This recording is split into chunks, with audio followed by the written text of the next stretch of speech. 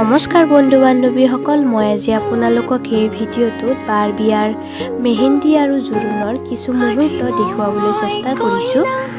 আৰু চাওকচোন কেনেদৰে সেই নিয়ম নীতিবোৰ আৰু জোৰোণত কিদৰে অসমীয়া নিয়ম নীতিবোৰ পালন কৰা হ'ল তাৰে কিছু মুহূৰ্তও চাওকচোন।